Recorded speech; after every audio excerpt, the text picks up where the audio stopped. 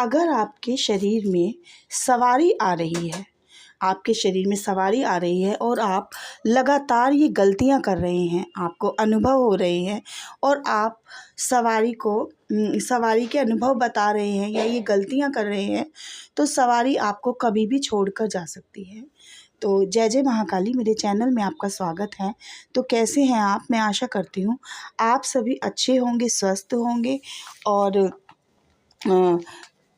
अच्छी तरह से पूजा पाठ कर रहे होंगे। और अगर आपने मेरे चैनल को लाइक और सब्सक्राइब नहीं किया है तो कृपा करके कर दीजिए, ताकि माता काली के बारे में मैं और अच्छी जानकारियाँ आप तक पहुंचा सकूं। तो आज का टॉपिक है कि सवारी का अपमान हो रहा है। अगर आपकी सवारी आ रही है, आपकी सवारी आपके शरीर पर आ रही है और आप लगातार यह गलतियां कर रहे हैं, तो आपकी सवारी आपसे रुष्ट होकर चली जाती है।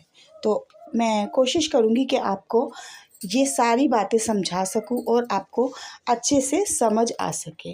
तो देखिए, सवारी हमारे शरीर में आ रही है, हमें अनुभव हो रहे हैं, पर हम समझ नहीं पा रहे हैं और हम अपने अनुभव शेयर कर रहे हैं। तो ये एक कारण हो सकता है कि सवारी हमारी वापस जा सकती है, हमें छोड़कर जा सकती है। तो देखिए, क्या होता है कि कई बारी हमारे शरीर पर सवारी आती है और हमारे घर के लोग जो हैं वह उसका अपमान कर देते हैं। घर के लोग हैं या बाहर के लोग हैं, कोई भी सवारी का अपमान कर देता है, वह भरोसा नहीं करता है, तो आपकी सवारी जो है वह आपसे नाराज़ हो जाती है, रुष्ट हो जाती है। और वह आती तो है, आपके बुलाने पर, आपके विनम्र स्वभाव को देखकर वह आती है, पर कई बार क्या होता है, वह बोलती नहीं है, सिर्फ आती है, रोती रहती है, आंखों से आंसू बहते रहते हैं, आकर चली जाती है। आज शरीर पर आएगी, आपको आभास होगा कि सवारी आई थी, पर सवारी बोली नहीं। कई बारी आंसू ही बहते रहते हैं या फिर आती ही नहीं है, ऐसा होता है। तो ये ऐसा इसीलिए होता है कि आपकी जो सवारी है उसका अपमान हो गया है, इसलिए वह आती है, आपके बुलाने से आ रही है, लेकिन वह स्पष्ट रूप से आपको कुछ भी ना बता रही है, ना ही बोल रही है, सिर्फ आंसू ही बह रहे हैं। किसी के ऊपर सवारी आती है तो सवारी के कुछ नियम होते हैं। अगर आप उन नियमों का पालन नहीं करते हैं तो आपकी सवारी नाराज होकर चली जाती है। अगर आप भक्ताई की लाइन में हैं, साधक हैं एक, तो आपको अपने नियम बनाने पड़ते हैं, अपने नियमों का पालन करना पड़ता है, क्योंकि आप एक नॉर्मल इंसान नहीं हैं। आप नॉर्मल इंसान या नॉर्मल ज़िंदगी नहीं जी रहे हैं, आप भक्ताई की लाइन में आ चुके हैं। एक हिस्सा अगर आप भगवान के लिए हैं तो एक अपने परिवार के लिए हैं। तो आप अपने अनुभव किसी को भी नहीं बता सकते हैं, अपने बारे में ज़्यादा नहीं बता सकते हैं।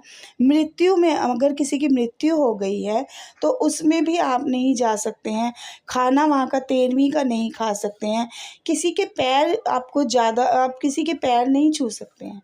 ये कुछ नियम होते हैं सवारी के, जो आप पर लागू होते हैं, आपको अपनाने पड़ते हैं।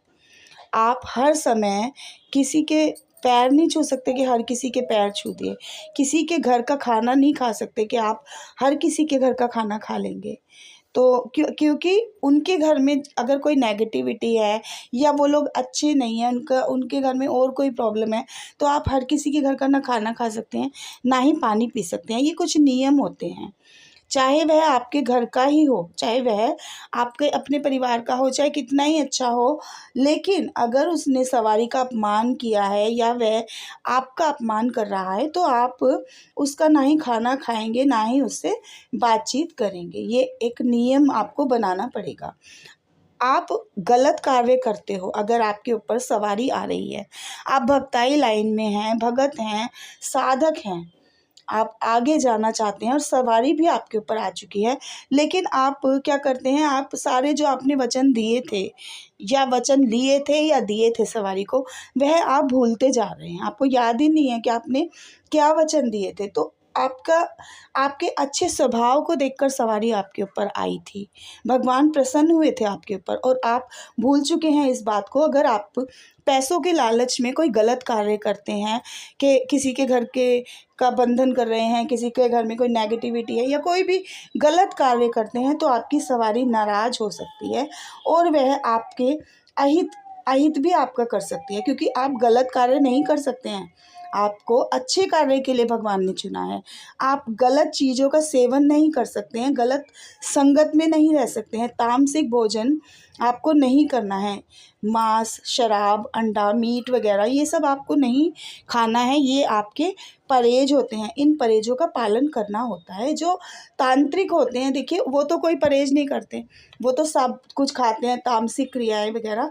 लेकिन आपको थोड़ा सा समझ के चलना है, क्योंकि आप तांत्रिक नहीं हैं। तांत्रिक जो है वह गलत कार्य करते हैं, गलत क्रियाएं करते हैं, दूसरों का अहित करते हैं, तो उनका हमेशा से ही गलत होता है, उनके साथ बहुत बुरा होता है। तो आप कोई वचन आपने दिया है अपनी सवारी को और आप उसे पूरा नहीं कर रहे हैं, वचन का पालन नहीं कर रहे हैं, तो भी आपकी सवारी आपसे नाराज़ हो सकती है। फिर आपके घर में आपकी सवारी का सम्मान नहीं हो रहा है, तो यह एक कारण हो सकता है कि आपकी सवारी चली गई है या वो नाराज़ है, आप पे अब अपनी कृपा नहीं कर रही है, आपको अनुभव नहीं हो रहे हैं। तो अपने आप को टटोलिए कि ये क्या कारण था या क्या हुआ है, आपको पता चल जाएगा।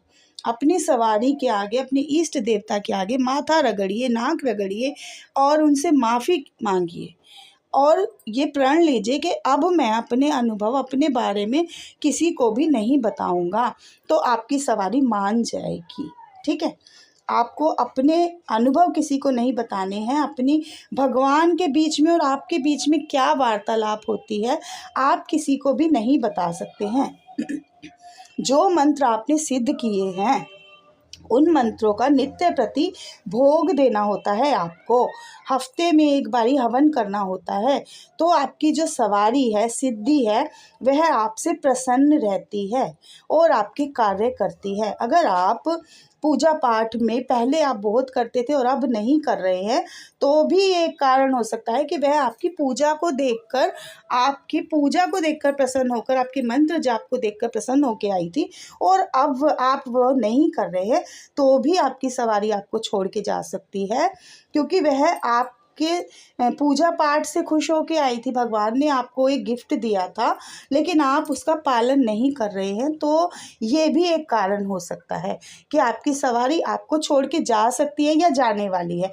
अगर जाने वाली है और आपको पता चल रहा है कि अनुभव नहीं हो रहे हैं, तो अपने मंत्र जाप को बढ़ा दीजिए, हवन को बढ़ा दीजिए और उनका भोग प्रसाद देना शुरू कीजिए। मंदिरों में जाइए माता के और माँ से क्षमा याचना कीजिए। शनिवार को माता को, विशेष करके शनिवार माँ का प्रिय दिन है, माँ को अति प्रिय है, तो आप शनिवार को माँ को भोग जरूर लगाएं। चाहे हलवे का लगाएं, खीर का लगाएं, पुए का लगाएं, पान और पेड़े का अगर आप भोग लगा देते हैं तो माँ अति प्रसन्न हो जाती हैं। अति से अति। एक पान के पत्ते के ऊपर रोली कुमकुम से क्रीम मंत्र लिखिए और उसके ऊपर 2 लौंग, इलायची और सुपारी, बताशा रखकर माँ को अर्पित कीजिए और 5 पेड़े का भोग लगाइए। माँ अति प्रसन्न हो जाती हैं। हवन कीजिए, उनसे बातें कीजिए, आपकी सवारी और जल्दी से आना शुरू करेगी। तीव्रता से आप जन कल्याण भी करने के लिए शुरू कर सकते हैं, लेकिन आपको सावधानियां जो मैंने आपको बताई हैं उन्हें समझिए और मेरे चैनल को लाइक और सब्सक्राइब कीजिए। जय माँ।